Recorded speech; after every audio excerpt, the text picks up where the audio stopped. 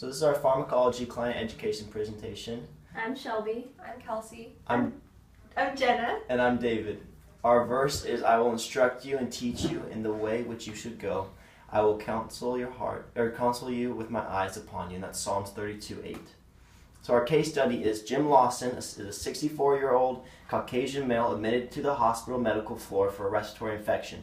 Jim, a 2-pack-a-day smoker, has a history of chronic obstructive pulmonary disease, COPD. He awakened in the morning with increased shortness of breath and coughing with the production of green-brown sputum. His vital signs are blood pressure of 144/88, pulse of 94, respirations of 30, and temperature of 100.2 orally. Physician's orders included ABG stat, sputum for CNS, then began ampicillin 500 milligrams IV every 6 hours, IV D5W 100 cc's an hour, Theodore 4 times a day, or by twice, albuterol 3 milligrams per nebulizer 4 times a day as needed, acute dyspnea, O2 of 1.5 liters per minute. Jim has a wife and 2 children at home. Jim was recently laid off from his job 1 month ago. Jim does not have any medical insurance and does not know how he will pay for his medications. So after going over the case study, there's a lot of economic implications and issues that have to be addressed. These implications, these will affect Jim's ability to pay for his medication as well as his ability for recovery and healing. Some of his economic issues and implications are his family, which include his wife and 2 children to take care of, and then his occupation. This also causes a lot of stress and a lot of economic issues, as he was recently unemployed for over a month, and how he has no medical insurance from that. These will cause added stress for Jim, and an economic implication will be the financial burden that Jim and his family will have to face upon discharge from the hospital. For Jim, and not only for Jim, but all other clients, stress plays an important and serious role for nurses and healthcare administration for taking care of, because that can easily take one's focus off of recovery. The economic implications and issues have a negative impact, not only for the client itself in Jim's case, but also for the caregivers and the family members. And some facts that were pulled from the National Cancer Institute and was done by research explained the 66% of clients who deal with heavy medical debt will suffer from depression as well. 29% of clients will actually postpone refilling prescriptions due to medical debt, and 22% of clients will eventually stop taking medication at all. This can cause a lot of adverse effects as well as a prolonged healing.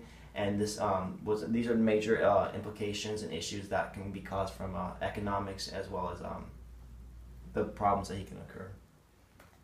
Hello, this is Shelby. So when taking steps to manage client health care plan, we want to start by encouraging Jim to quit smoking. We can recommend that he begins to taper off his nicotine addiction by reducing the number of cigarettes he smokes a day. Since he smokes 2 packs a day, we can set a goal for him to decrease it to a pack a day or a pack and a half a day, and lower the number of cigarettes smoked a week. We can also encourage the use of a nicotine patch, chew gum, and to set a quit date for himself.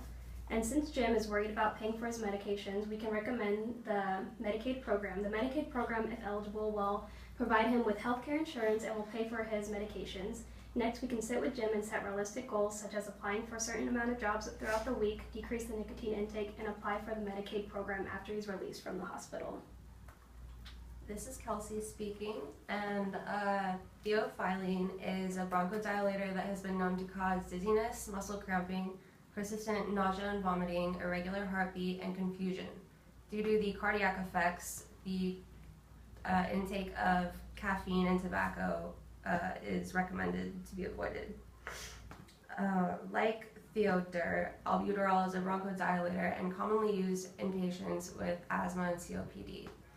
It's the first-line treatment for acute bronchospasms and opens the airways to help the patient breathe more easily. It is recommended to use this medication before other medications and to wait 5 minutes between each puff. Avoid caffeine and caffeinated products. The patient may experience an increased heart rate. Ampicillin is an antibiotic and should be taken exactly as prescribed to avoid antibiotic resistance. The patient must continue to take the medication as directed, even if symptoms improve.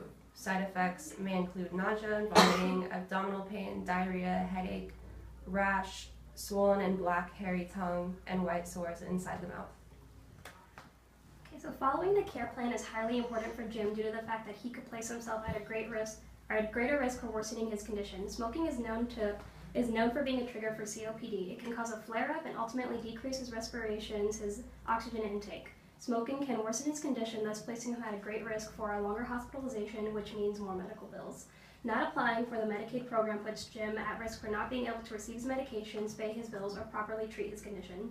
Refusing to set realistic goals may leave Jim feeling discouraged, not having a job, and having an increased amount of bills to pay, as well as a medical condition, can place Jim and anyone else in his condition at a great risk for developing depression. Patients are strongly advised to take ampicillin as directed. If the medication is abruptly stopped, the risk of a more severe infection caused by the bacteria being treated increases. In extreme cases, the patient may develop a superinfection. Patients who do not take albuterol as prescribed may experience exacerbation and shortness of breath. If the medication is not taken as needed, their airways will constrict and may lead to severe respiratory distress. Those taking theophylline are advised not to suddenly stop taking the medication. By stopping the intake of medication, it can cause the patient to experience cardiovascular and respiratory problems such as breathlessness, increased heart rate, and hypotension. This is Jenna speaking. So I want to talk about the Christian worldview in nursing and economic status. So the Christian worldview relates to nursing in that we are called to help patients regardless of their economic status. Plenty of biblical evidence points to what God intends for Christian nurses. Throughout the Bible, God continuously asks Christians to help the poor. For example, Proverbs 14:31 says, "Whoever oppresses the poor shows contempt to his maker, but whoever is kind to the needy honors God."